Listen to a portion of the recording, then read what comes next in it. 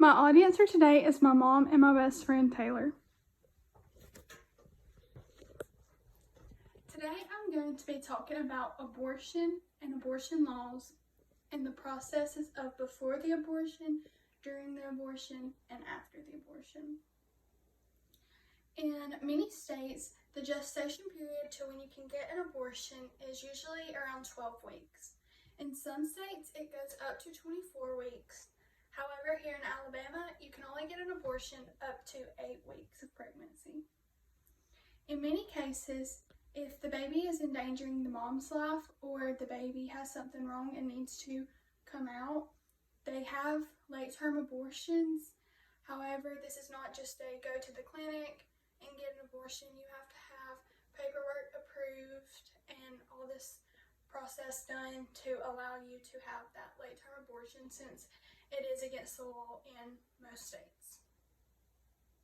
To begin with, you will go to a clinic and they will run tests on you.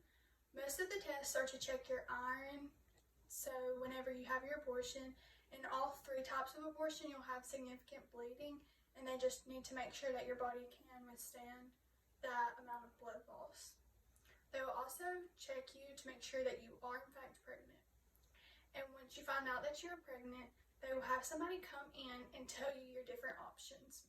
Whether it be you want to carry the baby to full term and give it up for adoption, if you want to continue to have the baby and keep it, or if you want to proceed with your abortion. If you want to proceed with your abortion, you will have a counselor come in and just talk to you about why you want this abortion and make sure that nobody is persuading you to have this abortion, or that any factors that they can help with to stop you from having this abortion. They do not have an opinion on if they feel like you should get an abortion or shouldn't. They just want to make sure that you understand what the whole process is going to be and make sure that you are capable of going through all the steps, because it's not just a quick one-day process.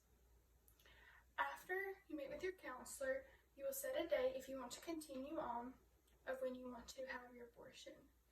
They do not do the abortions the same day because they want to give you time to think about your decision and make sure it is something that you actually want to proceed in doing. If you decide that day not to set a date, you can call back at the clinic later and set a date whenever you feel ready. The first type of abortion is the abortion pill. It is recommended to do this up to 9 weeks. However, in some states, you can continue on with the pill abortion later on. You just have to take higher doses and more doses of the medicine. In the pill stage, you have 2 types of medicine you have to take. The first one will stop the fetus from growing, and then you will come back a few days later and you'll take the second one, and this is what actually makes the baby come out, and you will bleed almost like you are having a miscarriage. It normally takes 4 to 6 hours for you to start bleeding after that pill, and during that time they recommend that you stay in the clinic. However, you are allowed to go home and let it happen at home. You bleed typically for 2 weeks after you take this pill. The second type of abortion is the suction or vacuum abortion, and this is recommended up until 12 weeks. And this is where they give you a pill and it dilates and softens your cervix, and they stick a vacuum up your cervix and suction the baby out. The last type of abortion is the D&E, or the dilation and evacuation.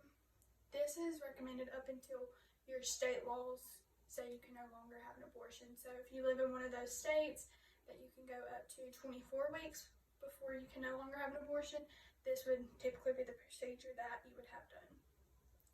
They give you a pill that also dilates you and softens your uterus, but instead of a vacuum, they stick forceps into your cervix and remove the baby in that way. Now, after the process, it can be painful. You'll oftentimes experience cramp and bleeding, like I said, for 2, could even be 3 weeks. It's not just a one-day thing, but a lot of times they recommend to take over-the-counter painkillers, ibuprofen, just to subside your cramps. And that's all. Thank you. Oh, and my source today is NHS.com.